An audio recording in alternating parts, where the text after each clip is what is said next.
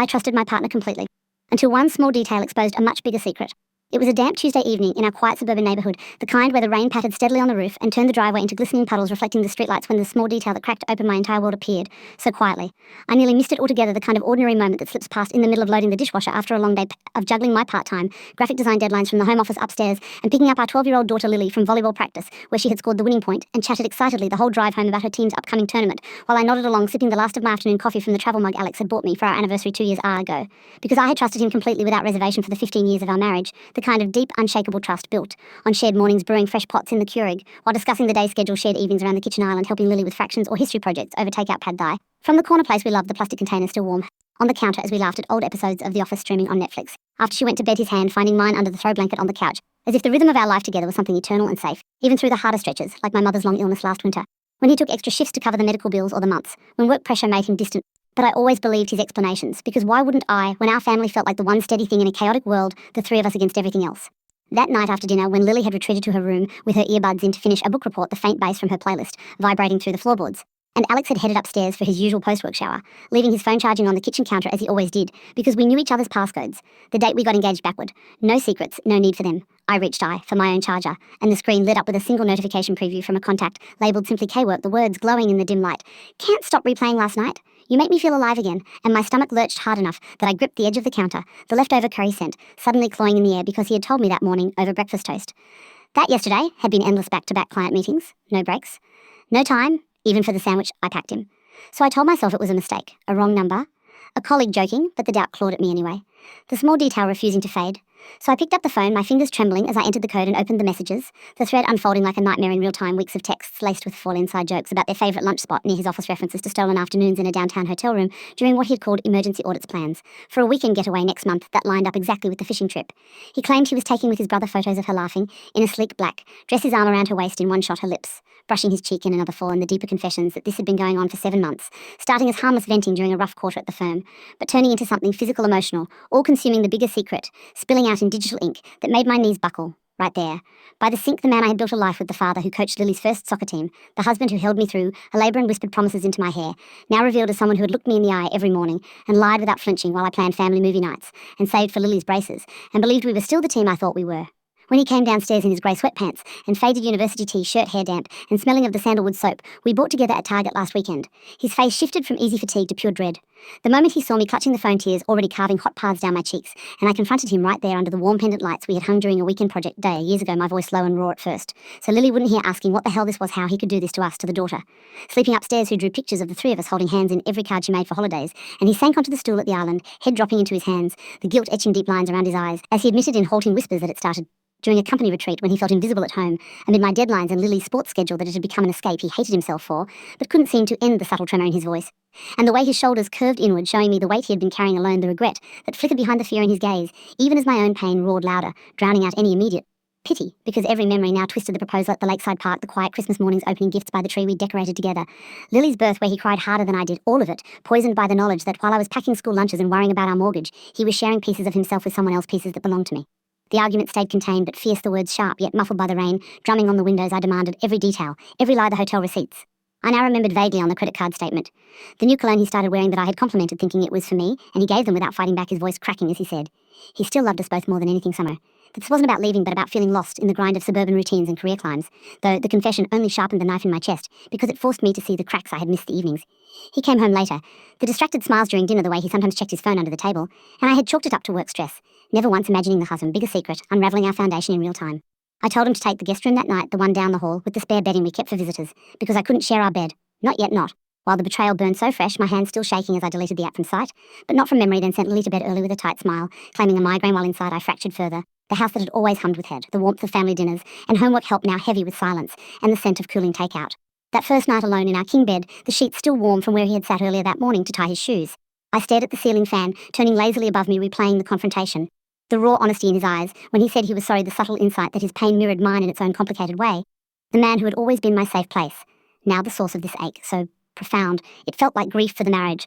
I thought we had the future I had pictured of us, growing old together, watching Lily graduate, and maybe one day have kids of her own, all of it shadowed now by the small detail that had exposed everything. And as the hours dragged on with the occasional floor creak from the guest room, where I knew he was lying awake too, perhaps replaying the same moments wondering how to fix what he had broken, the immediate fallout settled into a bone-deep exhaustion, the shock giving way to a quiet determination to protect Lily at all costs, even as the tears came again in waves, because one ordinary evening, one tiny glowing message had changed the shape of our family forever, leaving us raw and fractured, but somehow still breathing in the same house, the rain finally easing outside. As if the world itself was catching its breath before the next hard chapter began. The house felt colder that first full night, even though the thermostat still read 72 degrees and the furnace clicked on every 40 minutes like clockwork, the same soft rumble that used to lull me to sleep, when Alex and I would lie tangled under the duvet talking in low voices about nothing and everything until one of us drifted off first. But now the bed stretched vast and empty on his side, the pillow still dented from where he had sat earlier that evening, before everything shattered the indentation, mocking me as I curled on my half, clutching the edge of the sheet, like it could anchor me against the tide of nausea and disbelief that kept surging back every time I closed my eyes. The rain had picked up again, drumming insistently against the bedroom windows, turning the streetlights outside into watery smears across the glass, and I kept replaying the confrontation in fragments the way his shoulders had collapsed when I showed him the phone screen. "The horse way," he whispered. "I'm so sorry. I never wanted to hurt you or Lily," the tremor in his hands as he tried to reach for mine, only to pull back when I flinched, because touching him felt impossible, suddenly like reaching for a live wire. The first man, whose body I had known better than my own for half my adult life, now a stranger wearing familiar skin. Down the hall in the guest room I could hear the occasional creak of the mattress springs as he shifted position, probably staring at the same ceiling fan. I was the one we had argued over installing because he thought it was unnecessary, and I insisted it would help on hot summer nights now. It spun above us, both in separate rooms carrying the same quiet. But no comfort at all. I wondered if he was crying the way I was silent, tears soaking into the pillowcase, the kind that come in waves, when the shock recedes just enough to let the deeper grief in the grief for the life. I thought we had built the small daily proofs of love. The way he always refilled my water bottle before bed, even when he was exhausted, the notes he used to leave on the fridge during busy weeks reminding me to eat lunch. The habit we had of texting each other good morning, even when we woke up in the same bed, because it made us smile. Now all of it felt tainted, rewritten by 7 months of secret 7 months, during which I had planned our summer vacation to the Outer Banks, booked the beach house with the screen porch where Lily could read her fantasy novels while we sipped coffee and watched the waves crash the trip we were supposed to take in 3 months now, hanging in limbo, because how could I share a bed with him there? How could I let him hold my hand on the boardwalk, knowing where those same hands had been? Around 2 a.m, I gave up on sleep, slipped downstairs in my old fleece robe, the one with the coffee stain on the sleeve from last winter, when Lily had the flu, and we took turns staying up with her. The kitchen still smelled faintly of the curry. We had barely touched the takeout container, still stacked in the sink, because neither of us had the energy to load the dishwasher after the fight.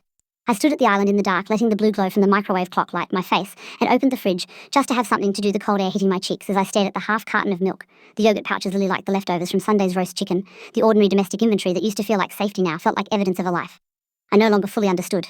Because while I was grocery shopping, clipping coupons on my phone, comparing prices, at the big box store he had been texting her, planning stolen hours, texting her goodnight, while I waited up wondering why he was late again. I poured a glass of water I didn't drink, carried it back upstairs, paused outside Lily's door, listening to the soft, steady rhythm of her breathing through the crack she had left open because she still got scared sometimes, when the wind rattled the shutters. The sound of her sleeping, so peacefully unaware that her parents' marriage was fracturing down the hall, made fresh tears rise.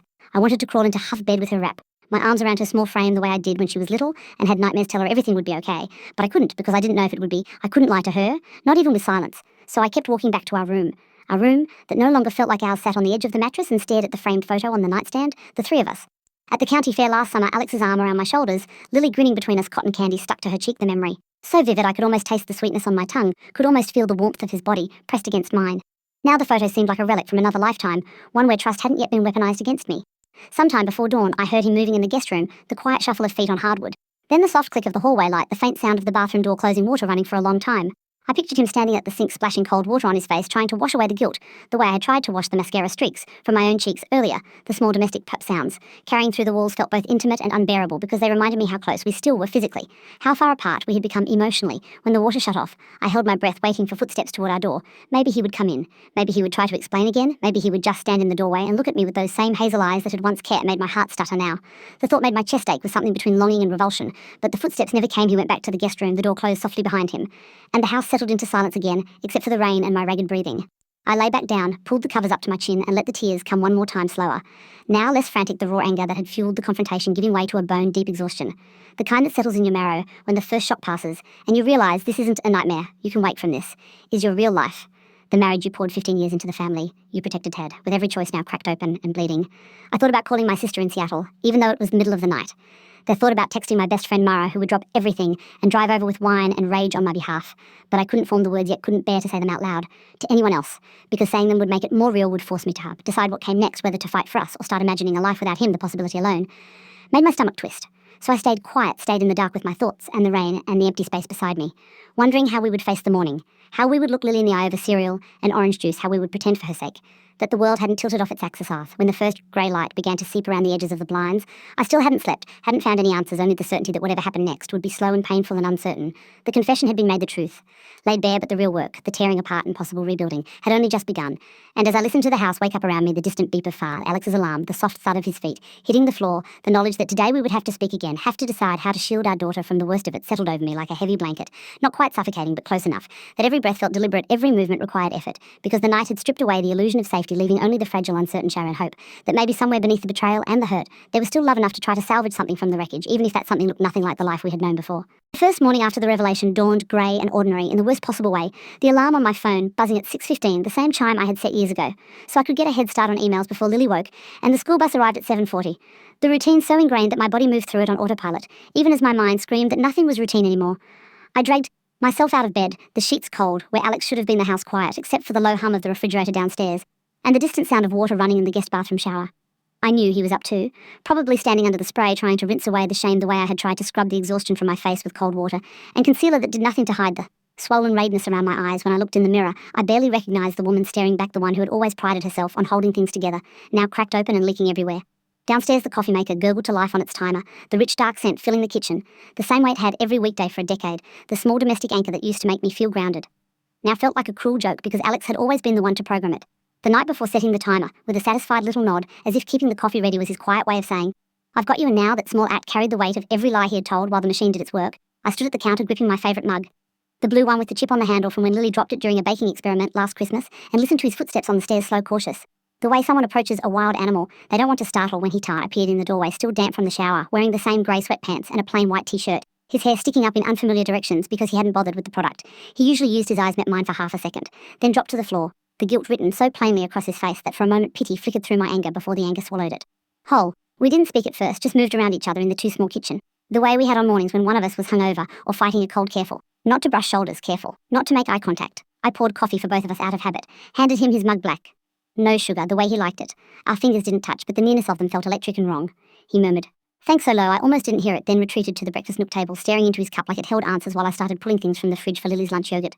String cheese, the apple slices she preferred, cut thin, with a sprinkle of cinnamon, the ordinary tasks, grounding me just enough to keep breathing, because if I stopped moving I might collapse right there on the tile floor and never get up again. When Lily came downstairs in her school hoodie hair, still messy from sleep, rubbing her eyes, and asking why we both looked so tired, I felt the first real stab of panic, the need to protect her from us.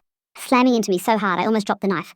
I forced a smile the kind I'd perfected for parent-teacher conferences and said we didn't sleep great, honey, just a rough night at work for both of us, which wasn't entirely a lie, and she accepted it with the easy trust of a 12-year-old who still believed her parents could fix anything. She chatted about the science quiz she had today, the group project on ecosystems, the way her friend Mia had texted her a funny meme at 10 last night, even though phones were supposed to be off by 9. I nodded along, murmured appropriate responses while Bus Alex sat silent watching us both with an expression that looked like physical pain, the way his jaw tightened every time Lily laughed away. His fingers curled around the mug until his knuckles went white. I could see the war inside him. The desperate wish to join the conversation, the way he used to the fear that anything he said might shatter the fragile normal we were clinging to for her sake. So he stayed quiet, let me carry the morning, let me pretend we were still a unit while the truth sat between us like a third presence heavier than either of us could bear.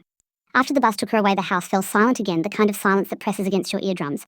I cleared the breakfast dishes, rinsed Lily's cereal bowl, wiped the counter with more force than necessary, until Alex finally spoke, his voice rough from lack of sleep.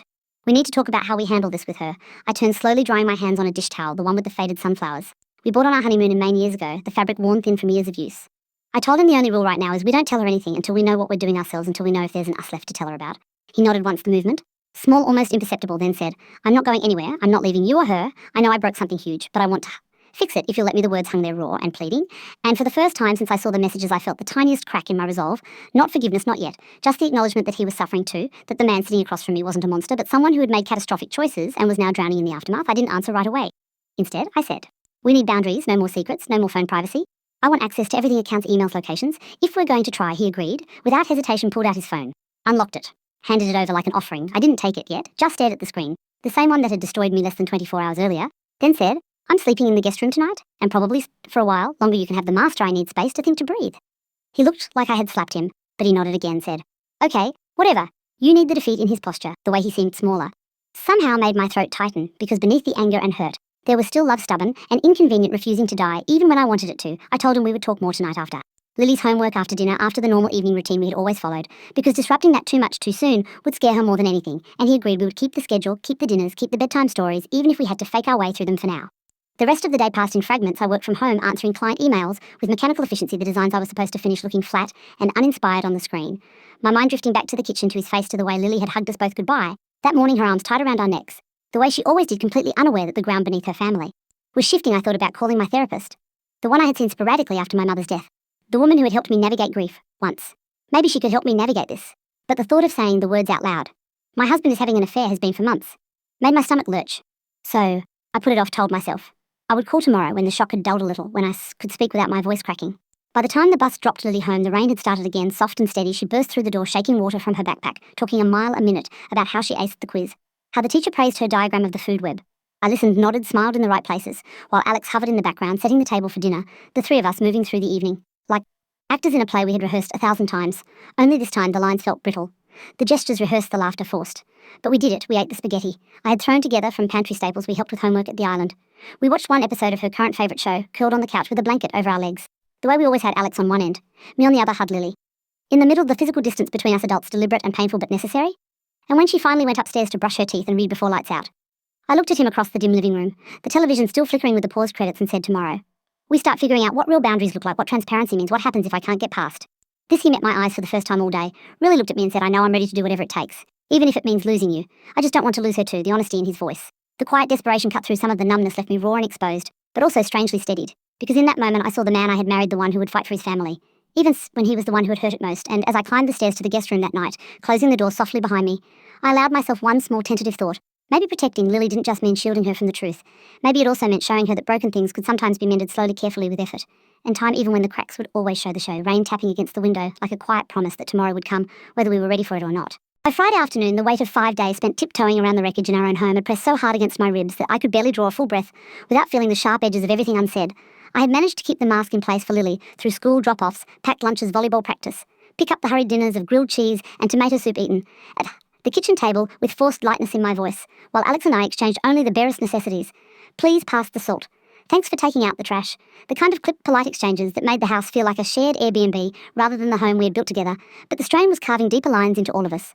Lily had started asking why I was sleeping in the guest room aft, why Daddy looked sad all the time, why we weren't watching our usual Friday movie night together anymore, and each question landed like a small stone in still water, rippling outward, until I had to invent excuses about back pain, needing space to stretch out work stress that kept me up late, the lies piling up in my throat, tasting bitter, because protecting her meant shielding her from the full truth.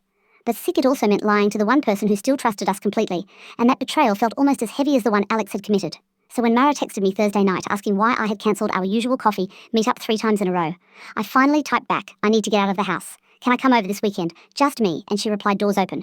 Bring wine or tissues, whichever you need. First, the offer so simple, so immediate, that tears pricked my eyes right there in the carpool line, waiting for Lily, the relief of someone else knowing without me having to explain everything, yet almost too much to hold."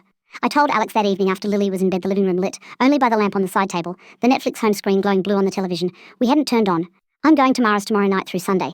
I need space, real space, away from here, away from us." He was sitting on the couch, elbows on knees, staring at the rug, the same one we had argued over buying because it was too expensive, but I had loved the soft grey pattern. Now, it looked worn under his gaze. He lifted his head, slowly nodded. Once, said, "Okay, if that's what you need, then take it. I won't fight you on it. Just let me know your safe text." When you get there, the quiet plea in his voice, the absence of argument or defensiveness catching me off guard, because part of me had braced for pushback for him to remind me we were supposed to be figuring this out together, but instead he gave me the room I asked for, without conditions, and that small surrender made something inside me ache in a new way, not just anger anymore, but the ghost of tenderness for the man who was trying even when he didn't know how. Saturday morning, I packed a small duffel, while Lily was at her morning practice, the house quiet, except for the sound of the zipper, the soft thud of clothes folding into neat stacks, the ordinary act of leaving for a weekend feeling monumental. I wrote her a note on the whiteboard in the kitchen. "Gone to Aunt Mara's for a girls' weekend. Back Sunday night, love you to the moon. Be good for Dad, so Mom." The poet exclamation point. After good, feeling like a prayer. Then I drove the 40 minutes to Mara's townhouse on the other side of the county, windows down, letting the cool October air rush and carrying the scent of wet leaves and distant wood smoke, the kind of Christmas that usually made me feel alive. Now, it just sharpened the edges of my thoughts. Mara opened the door before I could knock, pulled me into a hug that smelled of lavender laundry detergent, and the chai she always brewed too strong held me there on the threshold for a long minute without asking questions until I started crying, the ugly kind of sobs that make your whole body shake. She guided me inside, closed the door, sat me on the couch with a blanket and a glass of red wine. Even though it was barely noon, and let me talk when I was ready, the story, spilling out in jagged pieces, the phone notification, the messages, the hotel receipts, the 7 months of lies, the way I still loved him underneath the rage. The terror that Lily would find out the fear, that I wouldn't be able to forgive the deeper worry that maybe I had missed the signs all along, that our marriage had been fraying for longer than I admitted. Even to myself, Mara listened, poured more wine, when the glass emptied, nodded at the right moments, never interrupted with platitudes. Only said when I finally ran out of words, "I'm so fucking sorry. This happened to you, both of you, because he's hurting too, even if he deserves it right now." And that acknowledgement, the recognition that pain wasn't one-sided, helped loosen the knot in my chest, just enough to breathe deeper. We spent the weekend the way we always had when life got hard, long walks around her neighbourhood, where the trees were turning gold and crimson, stopping at the corner bakery for croissants and coffee. Sitting on her back patio under a string of fairy lights, she had hung last summer talking, until our voices grew hoarse, she asked the hard questions. What do you need to feel safe again? Do you want to stay married? Can you imagine touching him without picturing her hands on him? Do you think he's capable of real change? Or is this just guilt talking? I answered as honestly as I could. Some days. Yes, some days. No, most days I don't know, but by Sunday afternoon when the sky had gone heavy with the promise of more rain, I had decided on the first concrete steps. No more secrets device. Access, whenever I asked, separate bedrooms, until trust rebuilt individual therapy for both of us starting this week. Maybe couples later, if we survived the individual work, complete transparency about his work, schedule his lunches, his evenings out, no contact with her ever again. Not even a goodbye text. He would block, delete, change his number, if necessary, and if he couldn't or wouldn't agree to those, then I would start thinking about lawyers, about separate bank accounts, about how to explain to Lily that sometimes love changes shape even when you don't want it to. Driving home that evening, the highway lights streaking past wet from an earlier shower, the radio low playing songs. I barely heard, I felt lighter. Not healed, not even close, but steadier. The weekend had given me distance enough to see the outlines of a path forward. Not a fairy tale reconciliation, but a deliberate choice to try, or to walk away with clear eyes. And when I pulled into the driveway, the porch light was on Alex's car, still parked, where I left it, the house windows glowing warm against the dusk. I sat there for a minute, engine off, listening to the tick of cooling metal, then texted him. "I'm home. We need to talk about rules tonight," he replied. Almost immediately. "I'm ready whenever you are." The simplicity of it, the willingness to meet me where I was after giving me space, cracked something open again. Not forgiveness yet, but the cautious beginnings of hope, that maybe we could rebuild something different, something scarred and honest on the ruins of what we had lost. As I walked up the steps, rain starting to fall again, soft and steady, I allowed myself to imagine for the first time in days that the family inside that house might still have a chance to heal. Not because the betrayal had vanished, but because we were both finally willing to face it together, one hard boundary, one painful conversation at a time. Monday morning arrived with the kind of brittle clarity that follows a storm. The sky pale blue, the air sharp enough to sting my lungs as I drove Lily to school, her backpack slung over one shoulder, the zipper half open, spilling a crumpled worksheet onto the floor mat. She chatted about the upcoming parent-teacher conferences, how she hoped Mrs. Larson would mention her improved essay scores, how she wanted to ask if she could join the advanced reading group next semester. I listened, nodded, murmured encouragement while my mind kept circling back to the weekend, at Mara's, the decisions I had hardened into rules, the appointment I had booked for myself, that afternoon with Dr. Ellis, the therapist whose office smelled faintly of lavender diffuser and whose calm voice on the phone had already felt like a small comfort lifeline. When I told her over the brief intake call that my marriage was in crisis, that I needed help sorting through the anger and the grief before it consumed me, she had said gently, "We'll start wherever you are, no rush. No pressure, just showing up is the first step." And those words had stayed with me through Sunday night when I came home and sat across from Alex at the kitchen table after Lily was asleep. The overhead light too bright, the remnants of takeout tie containers still between us as I laid out the boundaries in a voice that surprised me with its steadiness. Separate bedrooms, until further notice, full access to phones and accounts. No unexplained absences. No private conversations with anyone who could be construed as more than professional. No contact with her. Ever again individual therapy for both of us, starting immediately couples, only when we each felt ready to face that room together. He had listened without interrupting, his hands folded on the table, the way he used to when we discussed big purchases like the minivan or Lily's braces. Then said, "I'll do it all. I already blocked her number, deleted the thread, changed my work email password. So you have it too. I'm seeing someone tomorrow. A guy, Dr. Patel. Recommended by a colleague. He's got experience with this kind of thing." The admission cost him something. I could see it in the way his throat worked, the slight hunch of his shoulders. But he didn't ask for praise or absolution, just waited until I nodded, once said, "Okay," then stood to clear the table, our movements parallel, but separate the clink of plates, the rush of water in the sink, the quiet, domestic choreography that used to feel like partnership now felt like evidence we were still capable of functioning in the same space, even if the warmth had drained out of it. My first session with Dr. Ellis was at 3:30 in a small professional building near the mall. The waiting room, soft grey walls, abstract prints, a low table with outdated magazines, and a single potted plant that looked like it had seen better decades. I sat with my hands clasped in my lap, staring at the carpet until the door opened and she called my name, soft-spoken, mid-50s, silver threads in her dark hair wire, rimmed glasses that made her eyes look larger, kinder than I expected. She offered tea. I declined, settled into the armchair across from her, and when she asked what brought me in today, the words came in a rush. The phone, the messages, the 7 months, the way I still loved him. The way I hated that I still loved him. The terror that Lily would sense something was wrong, the guilt that I hadn't hid, noticed sooner, the fear that forgiveness would make me weak, that staying would teach our daughter to accept betrayal, the fear that leaving would shatter her world. More than any affair ever could Dr. Ellis listened. Without jotting notes, just nodding occasionally, her presence steady enough that I could keep talking until the 50 minutes were gone, and she said quietly, "Sounds like you're grieving not just the betrayal, but the version of your marriage you thought was unbreakable, that grief needs space too. We'll work on holding both things at once.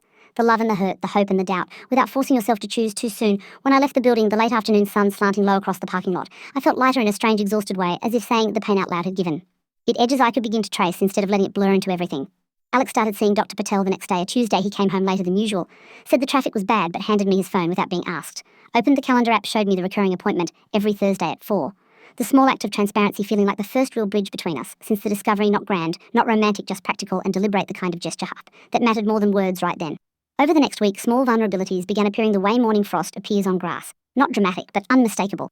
He stopped checking his phone under the table during dinner, started leaving it face up on the counter. When we were in the same room, I started saying goodnight to him from the hallway, instead of closing the guest room door without a word.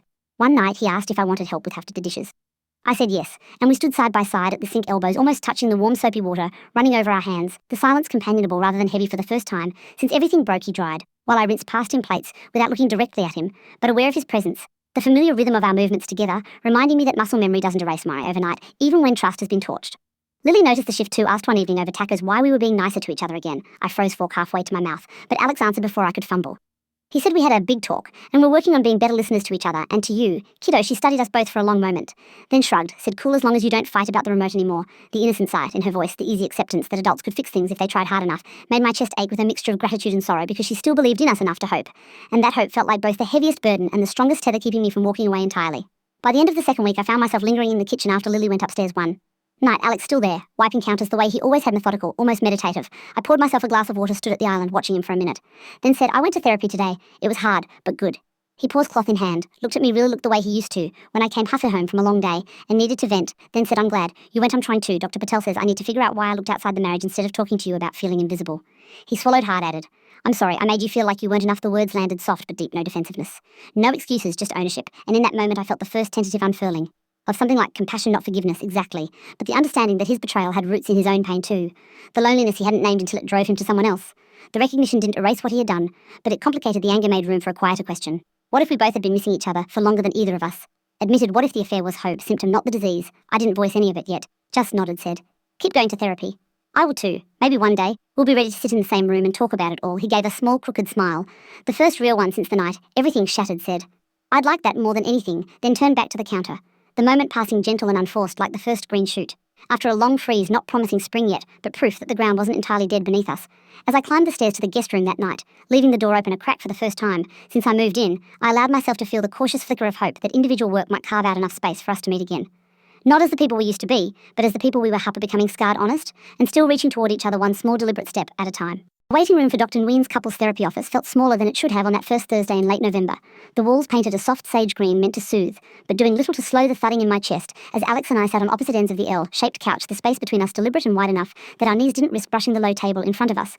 Held current magazines dog-eared at the edges, a box of tissues I had already used one from, and a small ceramic bowl of hard candies wrapped in cellophane that crinkled too loudly when I unwrapped one just to have something to do with my hands. Dr. Nguyen emerged exactly on time, mid-40s, calm dark eyes behind thin frames. A quiet authority in the way she greeted us by name, invited us into the inner care office, closed the door with a soft click that felt final, then gestured to the two armchairs facing hers. No couch, no side-by-side, seating the arrangement, forcing us to look at each other across the small distance, rather than at a neutral point on the wall. I appreciated that immediately, even as my stomach twisted, because there would be no hiding today, no retreating into parallel monologues. We would have to face one another head-on. She started by asking each of us in turn what we hoped to get from these sessions, not what we wanted the other person to do, but what we needed for ourselves. I went first, because the silence after her question felt suffocating. I said I need to understand how to hold the betrayal without it poisoning every memory. I still want to keep the good ones, the ones with Lily, the quiet mornings, the way we used to laugh, until we couldn't breathe over nothing. I need to know if I can ever feel safe enough to be vulnerable again, without bracing for another lie. My voice cracked on the last word, and I looked down at my hands, twisting the tissue into shreds. Alex waited until I finished, then spoke low and steady. I need to learn how to name what I was feeling before it turned into something destructive. I felt invisible, not because she stopped seeing me, but because I stopped saying I needed to be seen. I want to rebuild trust, not just by following rules, but by showing up honestly. Every day, even when it's uncomfortable, even when I'm ashamed, the honesty in his tone surprised me, not rehearsed, not performative, just raw. The way he used to sound when we talked late into the night about fears we rarely admitted in daylight. Dr. Nguyen nodded, let the words settle, then asked us to name the deepest wound. Each of us carried. Mine was the erosion of certainty, the belief that our life together was something solid, something I could lean on without question. His was the shame of having chosen escape over confrontation, the regret of hurting the two people he loved most by seeking validation elsewhere, instead of asking for it at home. She wrote nothing down. Just listened, then said betrayal lives in the body. As much as the mind, it shows up in tight shoulders.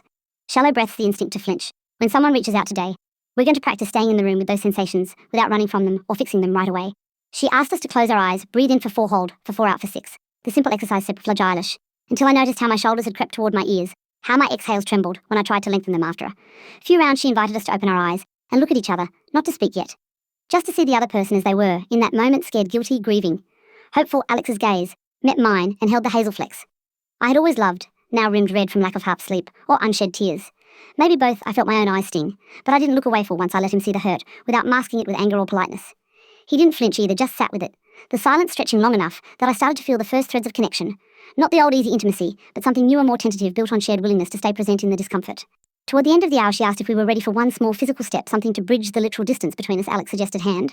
Holding nothing more, just palms meeting for a minute, at the end of each session as a way to signal we were still choosing to try. I hesitated at the thought of his skin against mine, conjuring flashes of hotel rooms and secret texts. But Dr. Nguyen said, "It doesn't have to mean forgiveness, it can simply mean, I'm here, I'm willing to feel this awkwardness with you, rather than apart." I nodded once, barely a movement, and when the session ended, we stood. Alex extended his hand. Palm up, no demand, just an offer. I placed mine in, it slowly, our fingers lacing together, the contact cool at first, then warming the callus on his thumb from years of gripping a steering wheel, familiar in a way that made my throat close. The touch lasted maybe 30 seconds, but it felt like crossing a narrow footbridge over a chasm, neither of us sure if the planks would hold when we let go.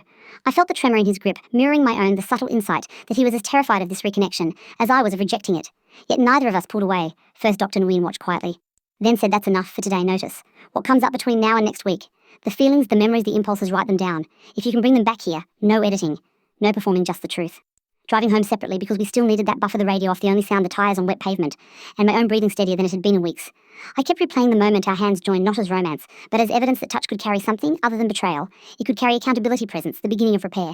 And when I pulled into the driveway, Alex's quote car already there, porch light on Lily's bedroom window glowing with the soft lamp she read by, I sat for a minute, letting the engine tick cooling before going inside, knowing the evening would unfold as usual: dinner, homework, baths, bedtime stories. But underneath the routine, something had shifted microscopically. The first joint conversation had happened not in explosive declarations, but in quiet admissions, shared silence, sustained eye contact.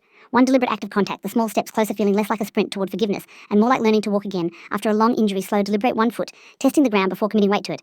As I opened the front door, the scent of garlic and simmering tomato sauce greeting me, Alex in the kitchen, stirring the pot, Lily at the Caput Island, colouring a poster for her science fair project, both of them glancing up with the same tentative smile. I felt my own mouth curve in response, small but real, and for the first time since the discovery I let myself believe that maybe the harder conversations still ahead, the naming of deeper issues, the unpacking of years of unspoken resentments and unmet needs, wouldn't have to happen in isolation.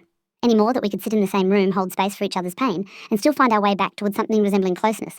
Not the unscarred version we lost, but a new one forged in the heat of truth, and the slow, stubborn work of showing up anyway. The idea for the weekend getaway came up almost accidentally during our 4th session with Dr. Nguyen in early December, when she asked what small, contained experience we might try together outside the therapy room, something structured enough to feel safe, but real enough to test whether the fragile reconnection we had been nurturing could survive the unpredictability of actual shared time. Alex suggested after the cabin his brother owned an hour and a half north in the foothills. A simple A-frame on a quiet lake, no cell service, spotty Wi-Fi.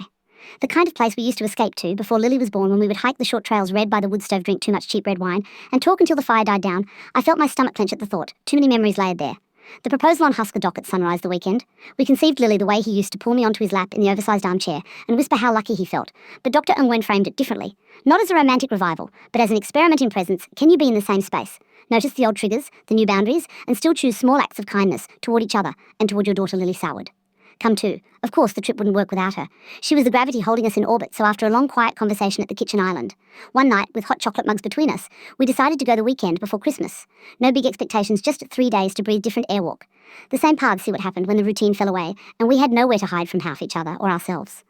We left Friday after school, Lily bouncing in the back seat, with her duffel stuffed full of books, sketch pads, and the new hoodie she had begged for her excitement. So pure it almost hurt to witness, because she still believed family trips meant hot cocoa by the fire, board games, until midnight Dad telling silly stories about when he was a kid. She didn't know the undercurrent of tension, Alex, and I carried, in our separate seats, him driving me in the passenger seat, hands folded in my lap, staring out at the highway, blurring past pines, dusted with the season's first real snow. The radio on low, Christmas carols filling the silences we weren't ready to break yet. The cabin smelled of cedar and wood smoke when we arrived, the key left under the mat, as promised, the porch light already on, a small gesture from his brother that felt like permission to try. Alex carried the bags inside, while Lily and I unpacked groceries, the paper sacks crinkling with bread, milk, eggs, the ingredients for chili and cornbread. The simple meals we had agreed on, no takeout, no distractions, hap, just the basics and each other. That first evening, we kept things light, built a fire together. Lily directing where the kindling should go, Alex kneeling to stack logs, the way he always had, patient, methodical, our shoulders brushing once, when we both reached for the matches at the same time, the contact brief, but electric. I didn't pull away immediately, neither did he, just let the moment exist, then stepped back to let Lily light the match, her small hand steady under his guidance, the flame catching the paper, the crackle filling the room with something warmer than heat. Dinner was quiet at first, the chili simmering on the stove, cornbread baking golden in the old oven, Lily talking enough for all 3 of us about school, the holiday concert coming up, how she wanted to try out for the winter musical next year. Alex and I listened, nodding, adding small questions, the normal parental rhythm returning in fragments, but underneath it, the awareness that this was different. Every glance across the table carried weight every time our eyes met. There was the unspoken question. Are we still okay? Can we keep doing this after? What happened? Bedtime came early, the loft upstairs with its slanted ceiling. Where Lily claimed the twin bed nearest the window, Alex took the pull-out couch in the living room. I chose the small guest room off the kitchen, the one with the single bed and the quilt. His mother had made years ago, the physical distance deliberate but softer than the separate bedrooms at home. No slammed doors, no cold silence, just chosen space that still allowed us to hear each other breathing through the thin walls. Saturday brought snow, steady fat flakes that turned the lake into a white mirror. We bundled up, walked the trail around the shore, Lily running ahead throwing snowballs, laughing when they exploded against tree trunks, Alex and I trailing behind, hands in pockets. The crunch of boots, the only sound for long stretches. Then he said quietly, I keep thinking about how many times I walked these paths alone in my head last year, planning what I'd say to her instead of coming home and talking to you, the confession, landing heavy between us, no defensiveness. Just fact. I stopped walking. Looked at him. Snow collecting on his eyelashes, said, I keep thinking about how many nights I waited up wondering, why? You were late telling myself it was work, never once imagining you were choosing someone else over us over this. He nodded, swallowed hard, then reached out slowly, palm up the way he had in therapy. I placed my gloved hand in his. The layers of fabric, muting the contact, but not the intention. We stood there on the snowy path. Lily's laughter echoing ahead, the cold biting our cheeks. And for the first time since the discovery, I let myself feel the grief and the love at the same time without one cancelling the other out. Night after Lily fell asleep exhausted from sledding on the small hill behind the cabin, we sat by the fire on the rug, mugs of tea between us, no alcohol, because we both agreed it would blur things too much. He asked if he could hold me, just hold nothing else. I hesitated, the old images, flickering hotel rooms, her laughter in the texts, but I nodded, moved closer, let him wrap his arms around me from behind. My back to his chest, his chin resting on my shoulder, the familiar shape of him, enveloping me, the scent of wood smoke and his skin and the pine from outside. All mixing together, I cried. Then, quiet tears, soaking into his sweater. He didn't try to fix it, just held tighter. Whispered, I'm here, I'm not going anywhere. The words simple but seismic, because they weren't promises of perfection. They were promises of presence. And in that moment, with the fire popping and the snow falling outside the cabin, feeling less like a test and more like a beginning, the physical closeness not erasing the past, but layering something new over it. Tentative trust rebuilt one heartbeat at a time. Sunday morning, we woke to sun breaking through clouds, the lake glittering, Lily insisting on pancakes, Alex flipping them at the stove, me setting the table, the three of us eating slowly, talking about nothing and everything, the ordinary miracle of a family meal. Without the shadow of secrets, pressing down afterward, we packed up, cleaned the cabin, left it as we found. It drove home with the radio on Lily's stove, singing along off-key. Alex's hand resting on the console, close enough that I could reach over and lace my fingers through his. If I wanted, I did halfway home the contact light. But steady Lily didn't notice, or if she didn't comment, just kept singing the miles, passing easier than the drive up the weekend had tested us. Exposed old wounds, forced us to name them in the cold, clean air. But it had also given us moments of genuine laughter, shared glances that lingered, meaningful reconnection, in small physical ways, hand holding by the lake, arms around each other. By the fire, the emerging forgiveness, not complete. Not tidy, but real enough that I could imagine more weekends like this. More quiet nights by the fire. More mornings waking up in the same house, choosing each other again.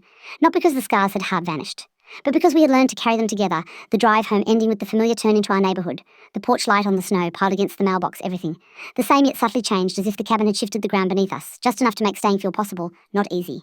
Not guaranteed, but worth the ongoing work of showing up scarred honest, and still reaching for one another in the everyday light of home. 1 year to the day since that Tuesday evening when a single glowing notification on Alex's phone screen tore the fabric of our life apart. The calendar alert on my phone pinged softly at 7:30 in the morning. The same time the message had first appeared, though I no longer kept the exact timestamp saved anywhere. The reminder was self-imposed, a quiet marker I had set last December, after the cabin hike weekend, when the possibility of surviving this began to feel less like delusion and more like something we might actually achieve. I lay in our bed, the master bedroom, we had quietly reclaimed in March, after 3 months of separate rooms and tentative hand-holding in therapy. The sheets still warm from both of us, sleeping tangled together, the way we used to before everything fractured, Alex already up. I could hear him downstairs, the familiar clink of mugs, the soft beep of the coffee maker, finishing its cycle, the scent of dark roast drifting up the stairs, pulling me out of bed in my old fleece robe, the one with the coffee stain that had faded to a pale ghost over the months of ordinary wear. I padded barefoot down the hallway past Lily's door, where she still slept in on Saturdays, the faint sound of her white noise machine humming through the crack she left open, because even at 13 she sometimes needed the ocean sounds to drown out the creaks of an old house settling. The kitchen looked almost exactly as it had that night, 13 months ago, the same pendant lights, the same grey island, the same whiteboard where Lily still wrote reminders in bright markers, volleyball practice, parent-teacher. Conference don't forget Mia's birthday gift, but the air felt different, lighter. Not because the pain had vanished entirely, scars don't work that way, but because we had learned to live around them. And sometimes even with them, Alex stood at the counter pouring coffee into our matching mugs. The blue one with the chip, still my favourite, though he had offered to replace it a dozen times, and I'd refused because the imperfection felt honest. Now he turned, when he heard my footsteps, offered me the mug without a word, our fingers brushing in the handoff, the contact. So ordinary, it almost startled me how natural it had become again. No flinch, no second. Guessing, just the small daily proof that trust could regrow, not as a perfect seamless thing, but as a patchwork sturdy enough to hold weight. He leaned against the counter, sipped his coffee black, watched me over the rim of his mug, then said quietly, 1 year today. I nodded, took a slow sip. The heat grounding me, said, yeah, 1 year. He set his Apollo mug down, crossed the small distance between us, wrapped his arms around me from behind the way he had by the cabin fire.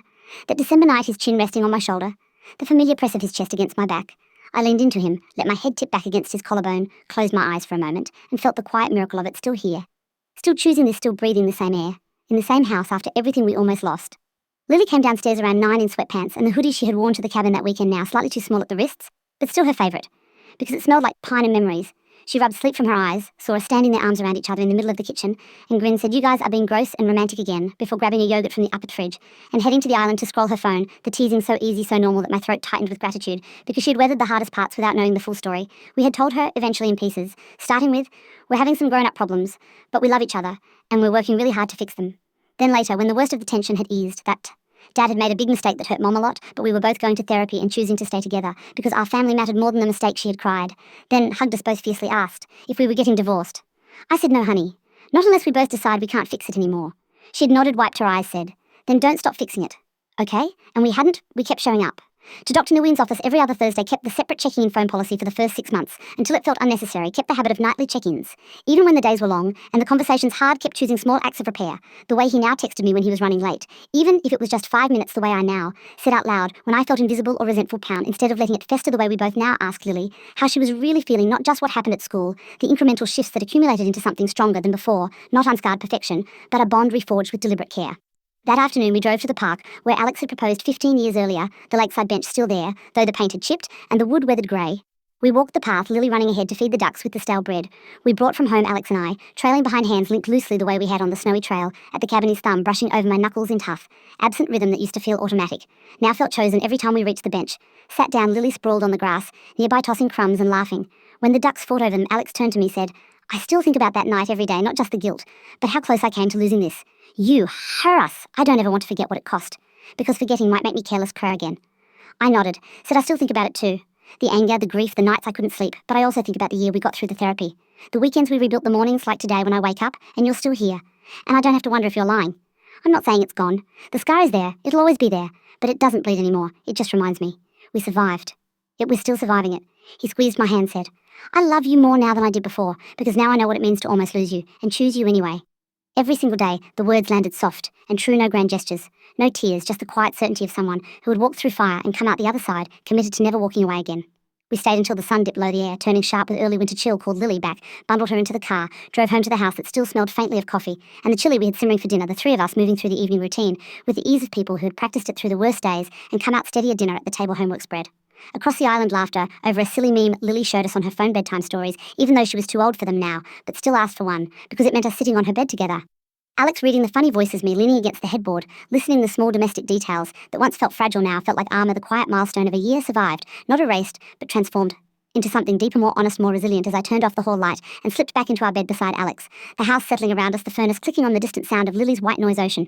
I reached for his hand under the covers, laced our fingers together, felt the steady warmth of his palm against mine, and let myself rest in the scarred but stronger bond we had earned. One painful, truthful day at a time, no fairy tale, ending just the realistic hope of two people who had broken each other's hearts and then chosen with eyes wide open to mend them together. The future is still uncertain, still containing hard days ahead, but no longer shadowed by secrets, only by the ordinary light of continuing to show up, continuing to choose, continuing to love through the cracks. And for tonight, that was enough to let me close my eyes and sleep deeply beside the man I had almost lost, the family. We had almost shattered, now quietly whole in a new and hard one way as the clock ticked past midnight into another ordinary morning waiting to begin.